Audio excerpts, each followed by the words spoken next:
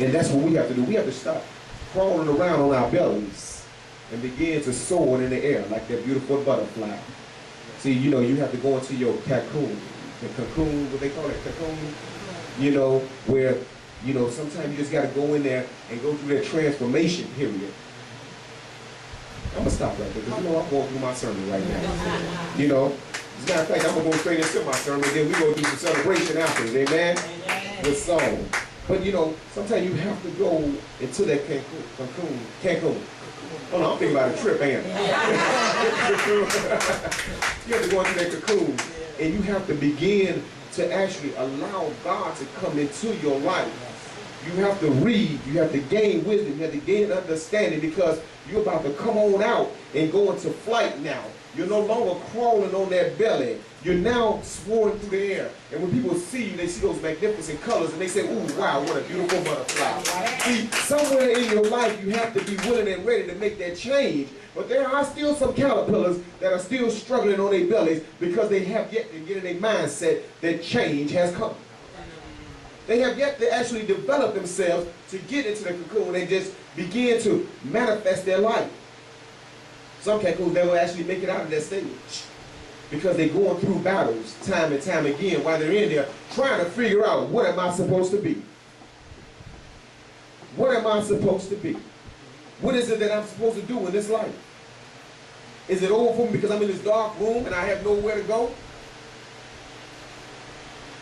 Then when all of a sudden it's time for them to branch out, the bag busts open and they just fall out on the ground because they didn't take the nutrition, they didn't take the time to speak unto the Lord and ask the Lord, God, what is it you have in store for me to do? Lord, give me the wisdom and the strength to get better in my life. See, just because I feel like I'm alone right now don't mean that I got to do things that the devil want me to do. Just because I feel like I'm alone right now don't mean I can't pick up your word and begin to get some strength, some knowledge, and some understanding. Just because I'm alone right now don't mean this is playtime for me. You have to begin to take your opportunity in your dark place and get closer with God, because God has made you into being something. God has placed something within you that nobody else can do. God has given you a charge to go out and do something for someone else in somebody else's life that you have yet to understand.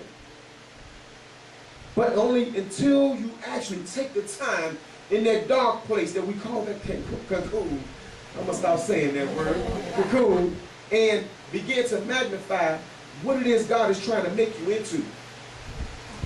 God is trying to make you soar as high as you can go.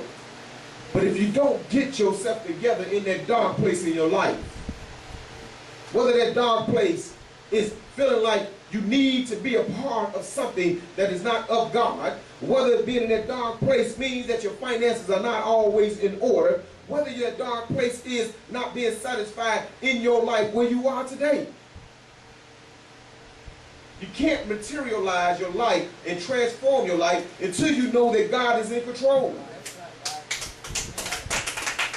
You can't materialize yourself and transform yourself to be that beautiful butterfly that God has gone ahead and called out of that cocoon and put him up into a position to fly above things so people can see the goodness of God is in that person. See, God is trying to call upon you. God is trying to get that out of you, to transform you, to be something that nobody else has ever saw. See, they saw the old you, the swarming around the caterpillar you, on your belly doing things that you know that you weren't supposed to do, not able to get on up, but you got to pull yourself, and your journey is moving kind of slow because it takes you longer to get to where you need to go because you study pulling yourself, and you can only go little by little by little by little. But God said, you know what, you crawled long enough. I done gave you everything you need to know to be who you need to be. Now come on up into this here little cubby hole here. Go on up into this tree here and begin to manifest yourself into what I got for you to be.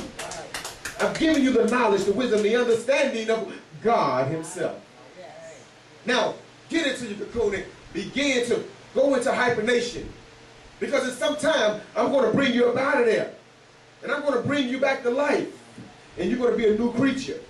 And when that bag busts open, and all people are going to see is a thing of beauty busting out, stretching its wings, and flying in the air so everybody can see. And what happens when we see a butterfly? Say, oh, that's so pretty.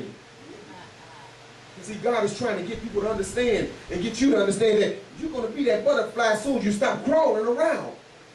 And then the butterfly just glide in the air. And it moves much faster than it did when it was a caterpillar. Now you're moving and you're gaining momentum and you're prospering much more now because you're able to get to more things and to do more things that you were unable to do when you was down on the ground. Somebody say, let me get on up. Because it's time for me to prosper in life. Let me get on up because it's time for me to move on in life. Time waits for no one. We're not getting no younger. We're getting older. And with age comes wisdom because everything you went through in life, you went through it for a reason and you're learning it now. Amen? Amen.